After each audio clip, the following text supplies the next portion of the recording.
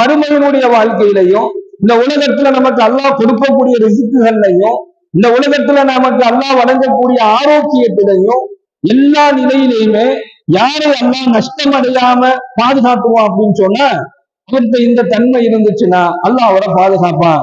பெருமானார் ஸல்லல்லாஹு அலைஹி வஸல்லம் அன்னவர்கள் கூறியதாக ஹஜ்ரத்னா அனஸ் இப்னு மாலிக் ரலியல்லாஹு அவர்கள் இந்த ஹதீஸ் அறிவிக்கிறாங்க.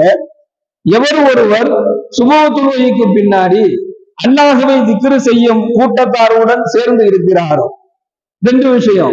ஒண்ணு, அல்லாஹ்வை திக்ர் செய்யக்கூடிய கூட்டத்தார்களோடு எவர் ஒருவர் சேர்ந்து இருக்கிறாரோ, அந்த அமர்ந்து இருக்கிறாரோ, அவருக்கு அவரை என்ன செய்வான் அல்லாஹ் தஆலா?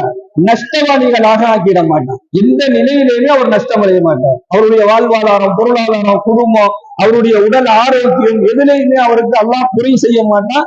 எதுலையுமே அவர் நஷ்டமுள்ளவராக இருக்க மாட்டாரு. மறுமையிலே என்ன செய்வாரு? நஷ்டமுடையவராக அவர் இருக்க மாட்டார்.